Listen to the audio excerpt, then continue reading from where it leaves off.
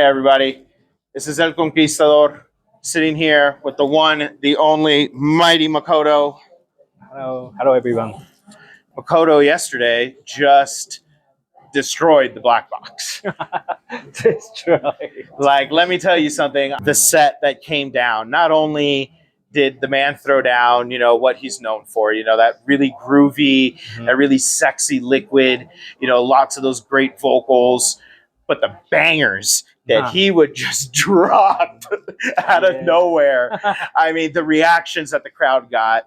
You can see some of these videos on the Drum and Bass Proper website. It really was a great show. Oh, thank you, man. He's early in his tour, guys. If you have not seen Makoto play live, just like I said in the blog post today, get your ticket, go see him. San Francisco is free. There is no excuse to not show up to that show, guys. You need to come see this man play live because he's going to blow you away. Makoto, you started many, many, many years ago. You are one of those 90s originators in the liquid space. Right. From my understanding was, we got one of your first albums that came out was 1998. And it was Down Angle and Echo Vox. Oh, that was single. I mean, that was a single. Yeah. That was the single, 98. Yeah, it was on a Japanese label. It was on a Japanese label. Yeah. One of the first times that outside of Japan that the world got to hear of Makoto was back in 2000. And it was on one of LTJ Bukum's. What was it? It was the Progression Sessions releases. Yeah. Number 5, if my notes are correct. And it was 2000. And it was 2000. Is when it was the first release on an LTJ Bukum, and you did quite a few with him over the years. Yeah, I've done 2 albums for Good Looking. Yeah. And numbers of singles, tracks for compilations, and his mixes, progression sessions. Let's talk about drum and bass way back then when you were coming onto the scene. What was the drum and bass scene like in Japan back in those days? 90s. In the 90s and the early 2000s. It was pretty big, to be honest. I mean, it was big. Basically, all the major record company like Sony Japan, they were really into drum and bass. I don't know why. They put so much money into drum and bass. So. Sony Music in Japan. Wow. Then, every month we had like international DJs coming to Tokyo, Osaka. Scene was pretty big. I mean, it's like, every month, a few parties, 1,000 people there. That's pretty cool way back then. So, what about today? What does the drum and bass scene like in Japan look like just today? Like over the years, it just became smaller and smaller. It became smaller and smaller, but still there. Still there. I mean, still there. So instead of being in the bigger clubs, we're now looking at the smaller places. But still there. You've done a lot with Marky over the years. You guys just released something last month, if I'm not mistaken. You did a remix of him and XRS's, what was it? It was Samba. Soul Samba. Soul Samba. Yeah. That's what it was. Yeah. I mean, we've been collaborating like last 15 years. Recently, we worked more. But the Soul Samba thing was we started 5 years ago when I went to Sao Paulo to play his party. And we started 5 years ago. And so we left it. Back and forth, back and forth. It didn't work on it. I just left it. Then a few years ago, me and Marky went back on a track. And then this is actually quite good. Let's release it. You have incorporated quite a few different of those originating sounds from different parts of the world, into your tracks over the years. Yeah, but basically, I'm a big fan of Brazilian music, like bossa nova, samba. When I was like teenage, I was listening to jazz music a lot. Okay. And then got into those Latin music. So bossa nova, samba, salsa things. So I love those Latin music. So that was quite natural. Just to go right into the flow with what he was already producing and what Interscope was already doing. Yeah. Oh man, no, I want to see more of you and Marky and that type of mixture that you both bring on those tunes. Like, I mean, that remix of Soul Samba, I mean, you can hear the influence that you had in that bass line in that tune, you know, which is very different than what he would normally put out. But those drums absolutely scream DJ Marky all day long, you know. But and just seeing that interplay and how you two work together and put that together, I absolutely want to see more of that, man. I mean, that was banging. That track is great. Yeah, we got so many tunes. Because Mark is one of my best friends, and we always work together. We got so many tunes to need to release, but I don't.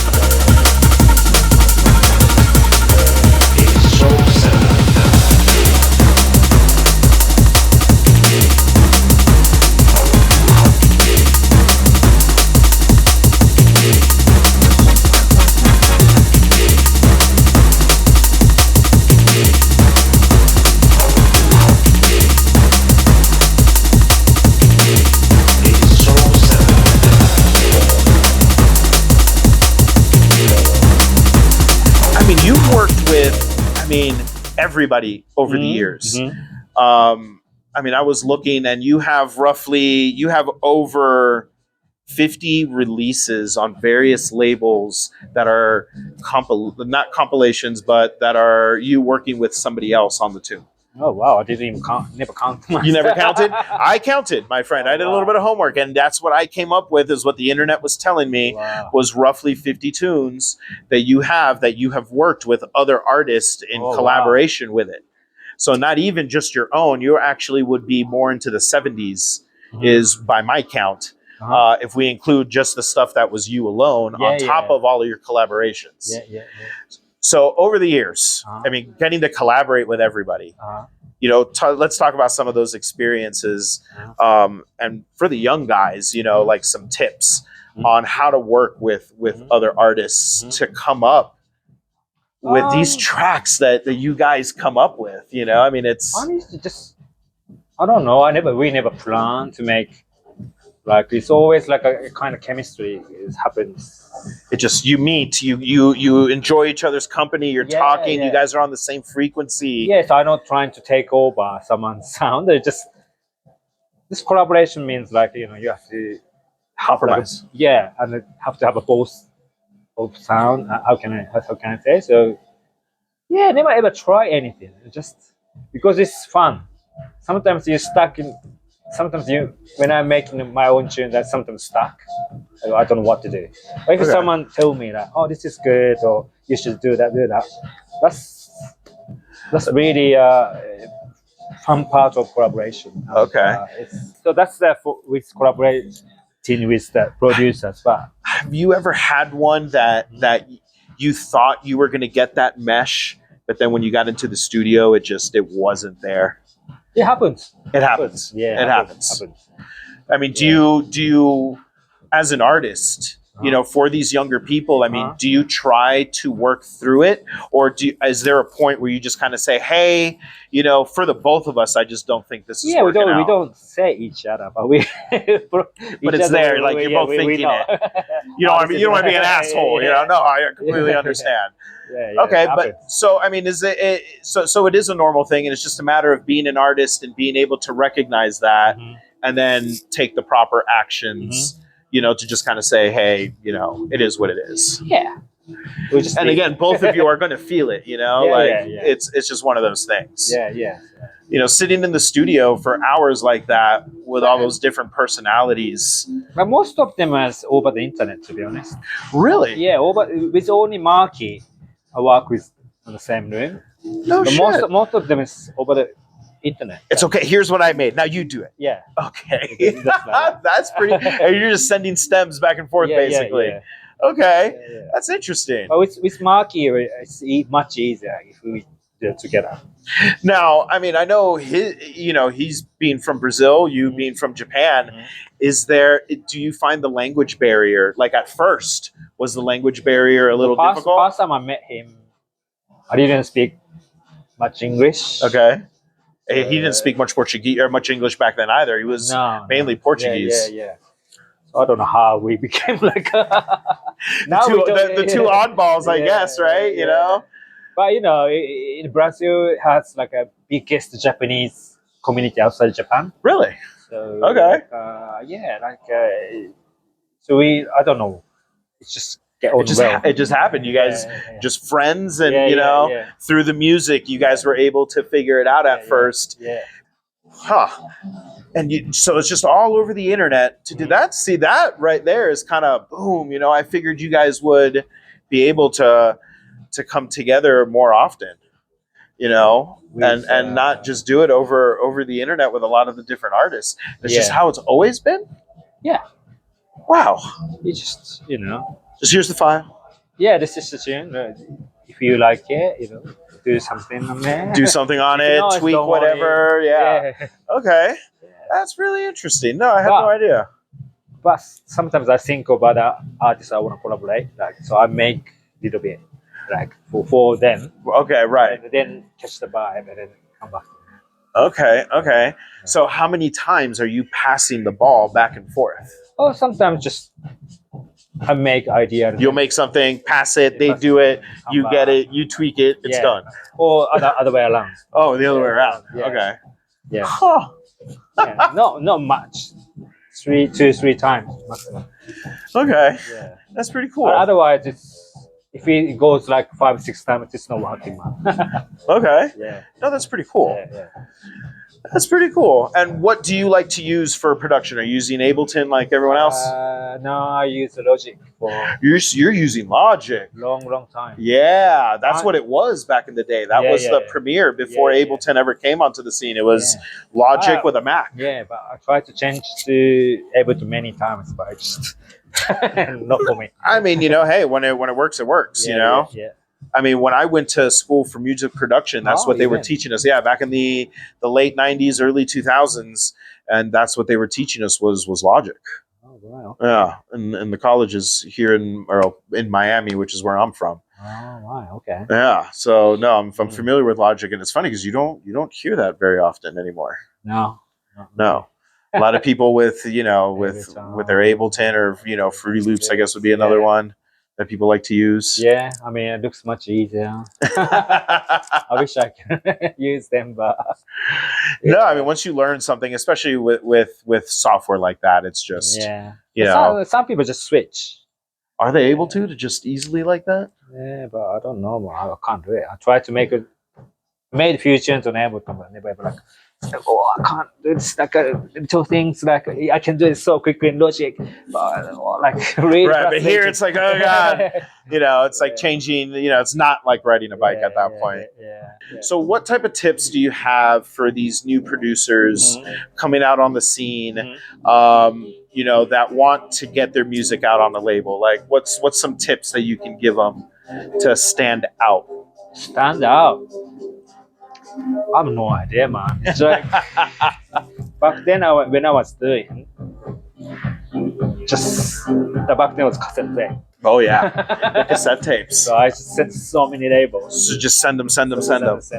And then eventually, that was good looking came back to me saying like, oh, we like this, but we can change this bit.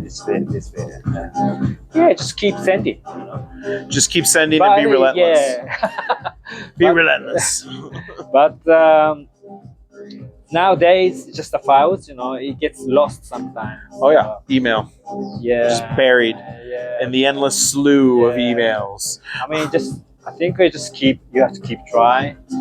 Yeah, they don't take it personally if they didn't get back to you, things like that. Yeah. Okay. No, that's definitely solid advice. Yeah, but if you got something, they definitely pick you up. So if you got that sound that that label is looking for, because it is about the label in the end, and their sound that they're trying to to put out. Yeah, but nowadays you can just release on your label. I mean, make your own label. And be able to just put it out there on things like Beatcamp.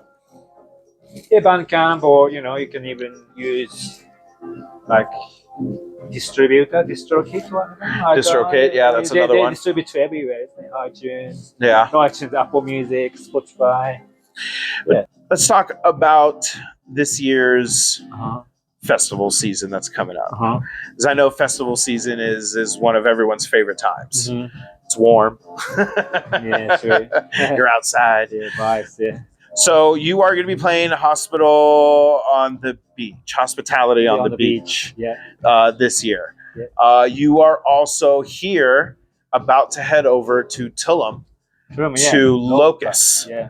which this is the third year that Third year, they're putting on Locust. Yeah. So Locust will be the first festival of the season for you. Yeah, that's true. Yeah. And then it kind of rolls from there. What other festivals can people, hopefully see at this festival season? Me? Yes. Brand. Oh, the Liquidity Festival. Liquidity, okay. Um, I don't know. It's some festivals in UK. Another festival in the UK. I mean, they're popping up like crazy over there. Yeah. Does it get old after a while? Seeing all of these and doing that kind of stuff. To be honest with you, I'm not really a festival person. You're not a festival, so you prefer going to the clubs. Yeah. Okay, so why is that? I mean, I don't know. Festival is just people too far. Okay. Sometimes it's really hard to catch the vibe.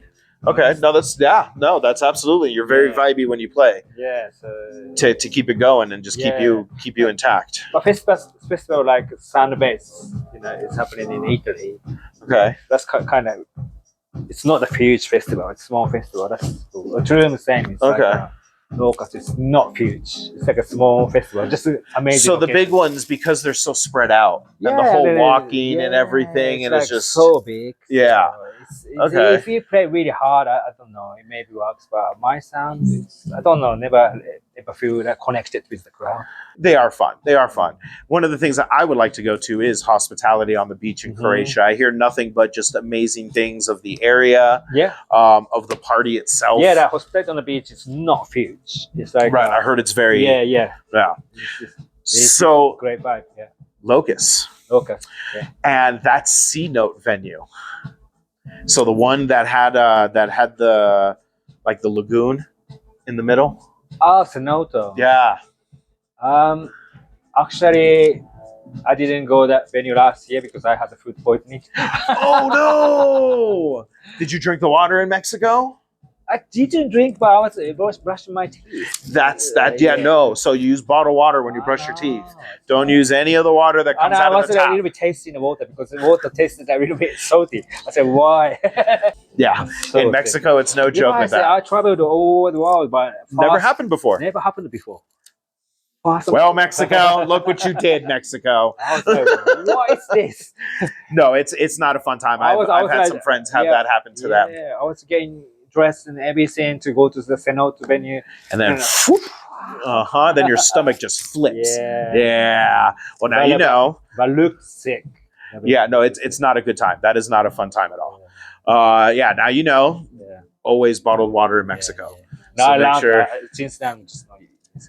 Yeah, no, I don't blame you. Yeah. I don't blame you. That's that venue looked so good. It does look very good.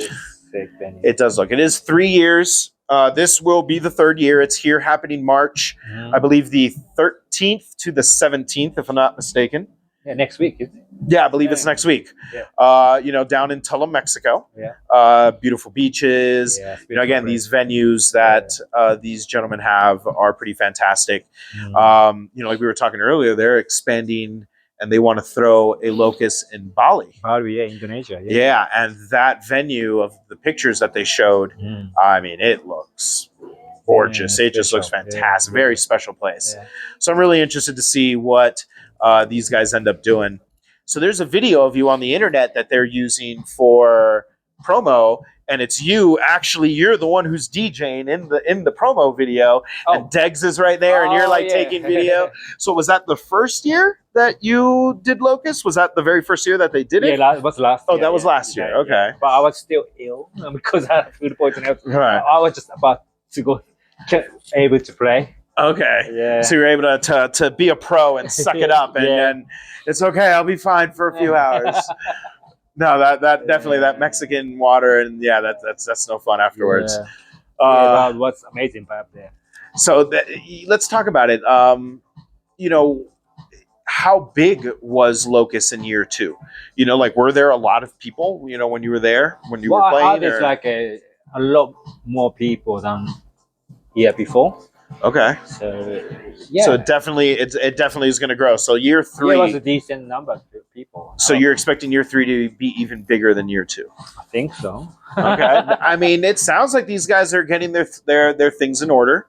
Uh-huh. You know, it's like from what I gathered with Locust, they got, you know, hotels, they have proper transportation. You know, Okay, between the hotel, they right. minimize the amount of venues Yeah. to try to minimize the jumping around and, Yeah. you know, try to keep things as secure as they can. Yeah. You know, so they're really putting their best foot forward Right. to make this work. Right. And I think it's awesome because we don't really have in the United States a Yeah. proper drum and bass festival. That's true.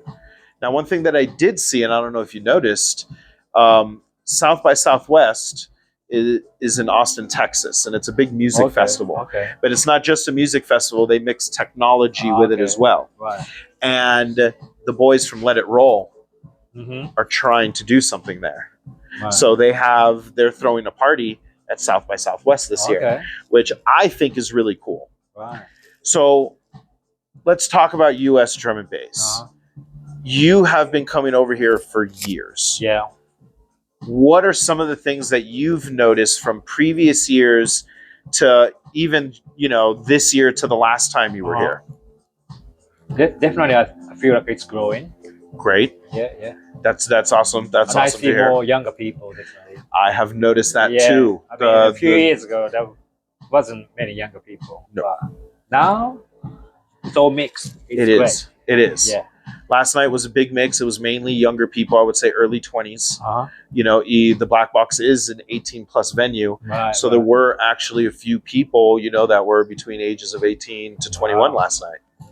So that is one of the things I'm asking everybody, you know, is like what their opinion is of, because that's always been the thing here. You know, it's never been, it's always been in the back room, you know, at a club. It's never really been in the main room, but now it is. Yeah, that's true. And for guys like you, you know, what does that mean, being able to come over here and now be in the main stages of these venues? I mean, sometimes I feel like really emotional because all the music I got influenced is from America, you know? It's crazy, right? Like all the jazz music, soul music, funk. Yeah, that's all that stuff you love. That's huge influence on you. It's from here. So I come here to play my music. That's something really emotional sometimes. Like, yeah. So who are some of the larger, you know, like funk and jazz influences that you were listening to when you were younger? It's like mainly like, I don't know. I love Harvey Hancock, Marvin Gaye. Oh, there you go. Curtis Mayfield, you know, those legends. The Funkadelics, you know, Stevie Wonder, Michael Jackson, of course. Michael Jackson, yeah. It's all those big funk influences, and now you get to come and play my music. It's something amazing, you know. You know, what are some of your favorite artists to like tour with and play with that you've done over the years? I would say definitely Conrad, MC Conrad. MC Conrad, really? He's one of those that just really grabs you, huh? Yeah. I mean, he's like one of my heroes, you know. Nice. That's pretty cool. MC Conrad, really? Okay, I think that's really awesome. You did some collabs with MC Conrad back in the day. One of my biggest tunes, like Golden Girl. Yeah. We work a lot in Europe or UK. Yeah. America, you know, the visa situations and stuff. So it's America. It's America. Yeah. No, I think that's great. So, you know, Makoto, thank you very much for your time. I really do appreciate it, my friend. Thank you. And guys, he is stopping still. You got Boston tomorrow on the, what day is it tomorrow? Tomorrow's the 17th? No. Yes. I don't even know, man. I don't even know. But we still have Boston on the tour. We have Cleveland. We got New York City. He's going to Tulum after that. Then we got the West Coast. We got Los Angeles and Respect. We have San Diego. You got San Francisco, which again is a free show. So there's no excuse for that house to not be packed. Guys, I am telling you, you really want to come out to see this gentleman play. It was a massive treat yesterday. And, you know, he isn't just a master of liquid. Yeah, You know, everyone like thinks that. everybody thinks that, and that's kind of Everyone what I've been thinks saying. Dark That. Red is really mellow. And I mean, you have that jazziness, but let me Yeah. tell you something. Once he gets going, like the bangers and the rollers, and just the the drum and bass outside of that liquid vibe that he was driving last night Yeah. was very surprising and Oh, very thank you. a huge fresh breath of air. The response that a lot of these young kids were giving. I mean, one of your oldest tracks, we were talking about it earlier. Yeah, yeah. But I was very thrown back by how the young people came out for you and how, again, singing along and just everybody, when you drop a banger just out of nowhere, that just completely flowed and everybody was like, what? I mean, it was fantastic. You guys need to come out, see Makoto play live. You will not be disappointed. It isn't just liquid. I mean, this man he's gonna shake you, and it's gonna be a great time when he does so. Thank you. No problem, my friend. Thank you very much. Thank you. Again, this is Drum and Bass Proper, everybody. This has been your boy El Conquistador and the one and the only Makoto.